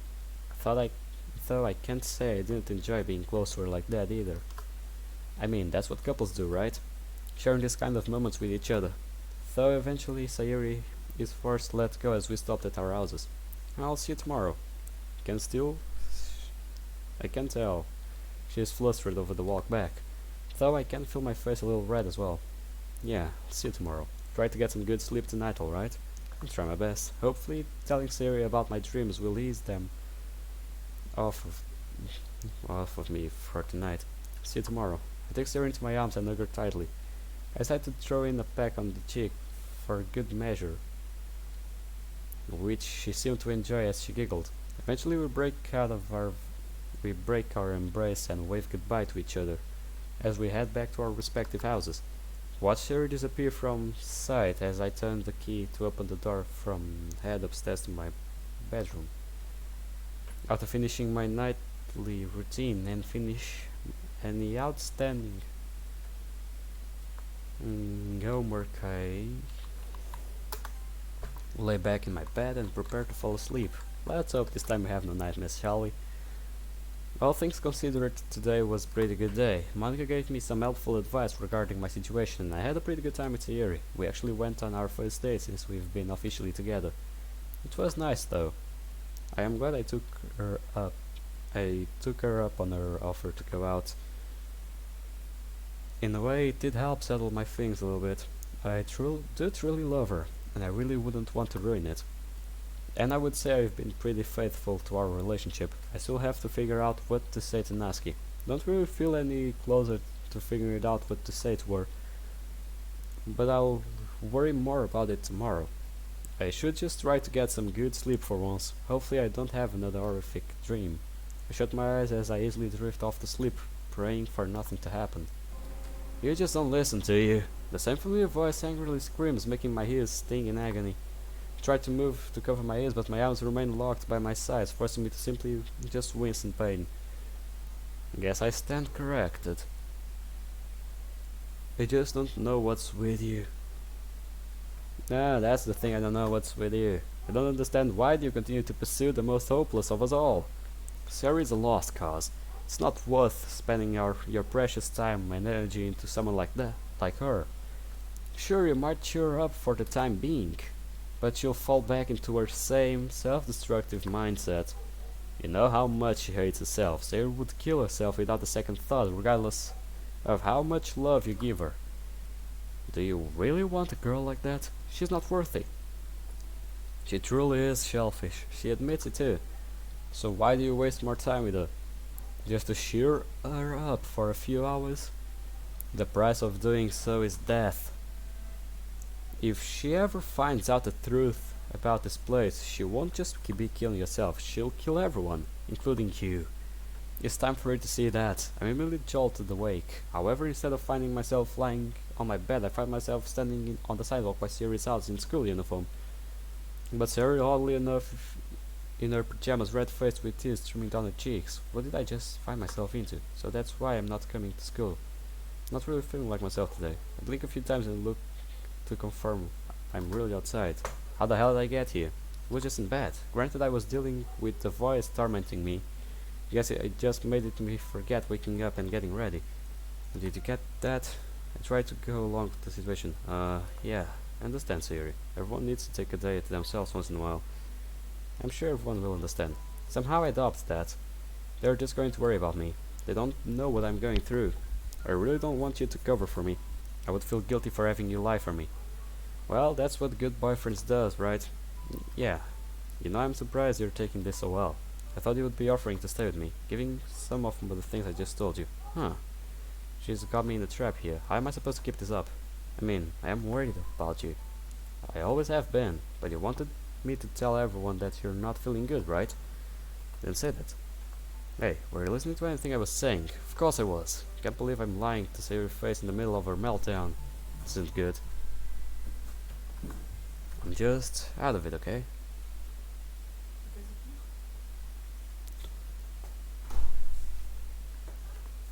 You were completely fine this morning. You even told me that you were willing to meet up with me so early. I did? Look at my watch. 6:45. Then look up at the sky. I see the sky just turned fully blue.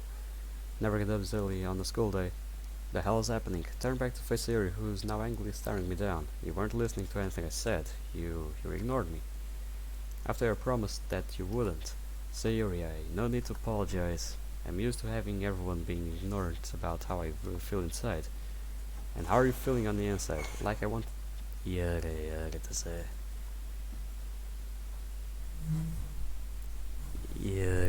This is not good.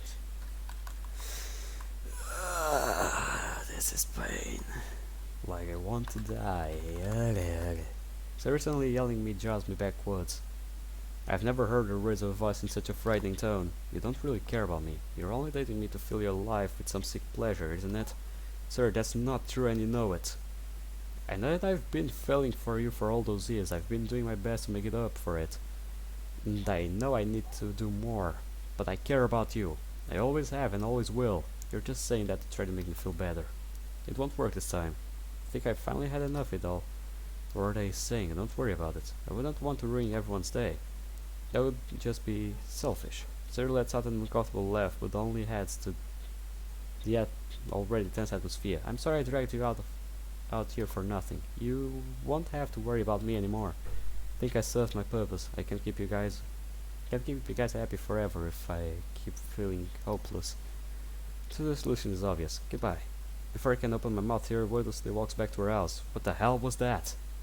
Why was she jumping to conclusions like that? Did she really tell me something that important? How could I have missed that? Nothing about the situation feels right. Is Sayuri really going to... No. No. She couldn't. Quickly run into Sayuri's house, in the key under the mat to let myself in. I run up the stairs to Sayuri's room, where it seems to be closed shut. Frantically knocking Sayuri's door. Sayuri? Are you in there? Knocking the door again. Sayuri! Press my ear to the door. I see to see if she's really in there. I can't hear anything. What the hell is she doing? Sayuri, are you okay? No, wait, nothing for answers. I throw the door. Sayuri. No. Screaming horror and disgust as I fall back onto the floor in shock. Sayuri gazeless eyes stare blankly at me as she slowly swings from the side. No.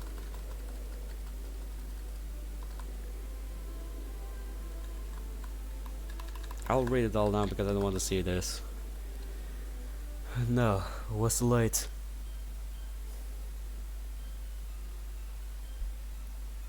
I completely fucked up. Tears fills my eyes as I pound the floor, screaming in anguish.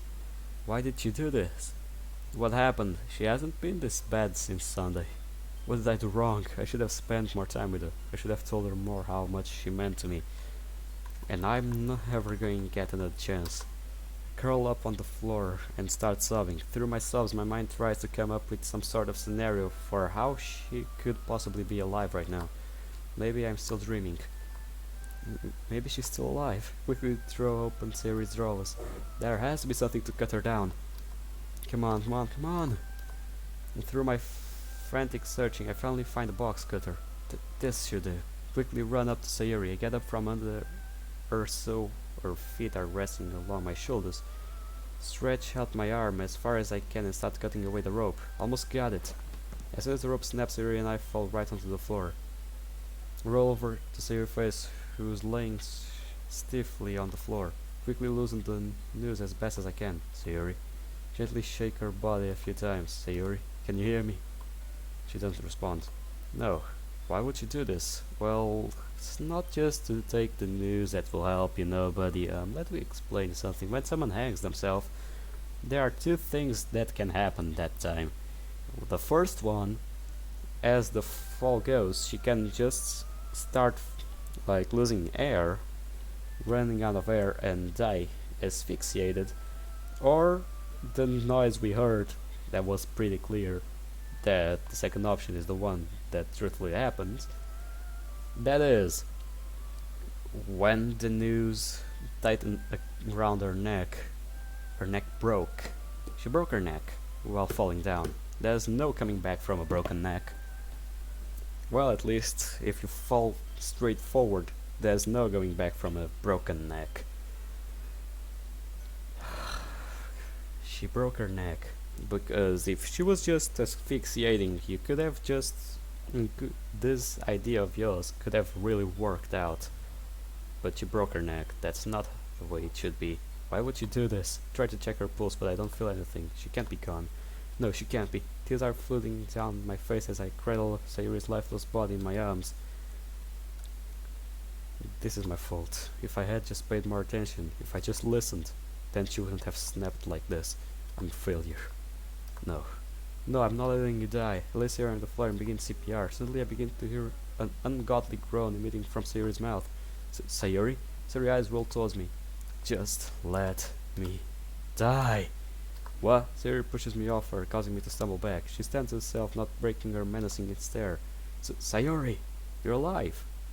I feel mixed emotions course through me as I try to hug Sayuri, but her stare stops me cold. Why did you come here? Why couldn't you let me rest in peace? Why do you continue to torment me by letting me live? Sayori, what are you talking about? I was worried about you. That's why I came. I didn't want you to do what evidently you just did. So now you care, huh? After ignoring me for a year, you finally decided I'm worth your time. Nothing you've done can make me forgive you. Sir, what the hell are you even talking about? I know I haven't been perfect, but nothing. You ignored me for an entire year while I was dealing with my soul splitting in two. Do you know how awful you've made me feel over this last year? Awful enough to where I wanted to hang myself. And you made me do it. You pushed me beyond my breaking point. I know your affection for me was fake. Nothing is real. Existence is pain. Sayori lets out a raspy, maniacal laugh. I slowly start backing my way to the exit. I see that you need some time alone, Sayori. Oh, no, no, no. Sayori quiets her voice to an eerie whisper that I can barely hear. No, no, don't leave. You said you wanted to spend time with me. No time like the present, right? I'm gonna be late to school. Forget school. They never taught us anything useful anyway. It's all an elaborate game. You and this world have played me for so long, using my kindness to make you feel good about yourselves. But I figured out how to beat it. It was so easy. She completely lost it. I would try to outrun her, but Sayori would probably catch up to me long before I make it to school. But if I can't make it to the neighbor's house, how did you beat it, Sayori? At this point I'm trying to do everything I can to make sure Sayori doesn't attack me. Do you really want to know? I don't think you care enough. Considering how you let someone you've known forever just hang herself, I'm sorry, Sayori. Please tell me. Come on, oh, come over here then, and I tell you. I'm so wrecked with anxiety it feels like my heart's about to explode. My vision starts to become blurry as Sayori continues to stare down at me. The more I stare back at her, the more lightheaded I feel. What's happening? Don't tell me I'm about to pass out now, in a time like this. I don't feel so good, Sayori. Just tell me. Sayori giggles. Okay, there's how you beat that game. Sayori pauses dramatically as I both anxiously eye her and the exit trying to determine when I should try to book it. Kill yourself. What? Come again? Kill yourself. What the hell is she talking about? Kill yourself. Kill yourself. Yada yada. Sayori starts repeating the same thing over and over again, growing louder each time. Start making movements to run to the exit. Sayori suddenly stops her chant and stares right at me. Kill yourself. She broke my neck. Yada yada dese. That's something. Slowly opened my eyes. Fortunately I found myself back in my bed, in the same bedroom I've had all along. However, I feel unnerved from the whole experience. My heart is racing at a million miles an hour. Warm sweat is crawling down my neck, and I feel this sense of dread, though I can't exactly tell from what. As I wipe my brow from the sweat, I notice light from outside starting to creep through the blinds. Set my head to check my alarm clock. 5:30. Guess that was just a dream, huh? Loudly amused to myself. Just to be sure, I opened my phone and checked the texts as I see Sayori had texted me. To my relief, I haven't got any notifications since I went to sleep. I tried to prop myself up, but I feel a sudden rush of pain hit my forehead, instantly making me feel dizzy. I force myself to lay back down. My vision becomes blurry as I furiously blink several times in an effort to restore it back to normal. Well, I guess I don't need to get up particularly soon. I would go back to sleep, but I would rather not dream of being attacked by Sayori again. Simply stare to swing through the hazy vision as I attempt to process my experience. These nightmares are just getting stranger. Don't see it stopping anytime soon, along with these side effects, if you can even call them that. I guess this weekend I could try scheduling a doctor visit about all this. Maybe I can bring her with me too. Hopefully we can try to solve two problems at once that way. I try to let out a cig and stare at my ceiling. I simply let out a cig and stare at my ceiling, waiting for my headache to dissipate. As I try to pass the time before I need to get out of bed, it still hits me that I'm still nowhere close to deciding on what to say to Natsuki. Though I don't really expect her to talk to me given how yesterday went. I think I've settled on my feelings for Sayori at this point. And I don't see a reason to break up with her. I should have expected to deal with this much drama when I decided to join an all-girls club. In retrospect, I guess I was kind of asking for it. I just didn't know how stressful it would be. Ah, well. I guess I'll try to solve one problem at a time. I guess try to put in some more thought into my feelings about Natsuki. Maybe today it will dawn on me. Suddenly my alarm on my phone rings. I gingerly reach over to silence the alarm and proceed to drag myself out of bed and prepare for the day in front of me. Fortunately, it seems that my body has recovered from the ordeal and I feel pretty much back to normal. But something continues to nag me in the back of my mind. Maybe if I ignore it, it will go away. Let's get this over with. Muttered to myself as I begin my morning routine. I ended up getting ready a few minutes earlier than I normally do, so I decided to take the time to wait outside for Sayuri. Leaning against the lamppost, I reflect on the last night's dreams and try to make sense of what I've been saying. I don't understand why I'm supposedly not allowed to spend time with Sayuri. I'm a person with a free will. I can choose who I want to spend my time with freely.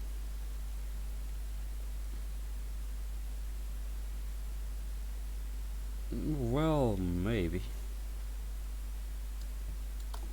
But I don't understand how this voice can be jealous of me spending time with Sayuri, unless my subconscious is trying to tell me something. Hey, look up to see Sayuri already standing in front of me. Oh hey, didn't see you there.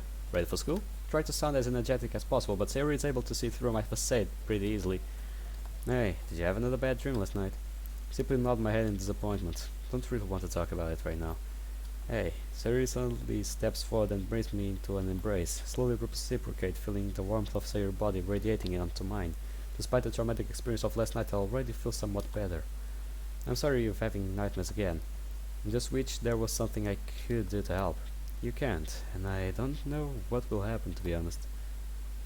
Sayuri and I break our embrace, our warmth quickly being brushed off by the cool morning breeze. I have considered seeing a doctor about this. Maybe there's a medical explanation for it, and we'll end it here, and I'll do a second episode right now. So yeah, so guys, I hope you enjoyed this video. Leave a like, comment down below what you thought of it, and well, I'll see you guys on the next episode. See you on the flip side. Goodbye, pals.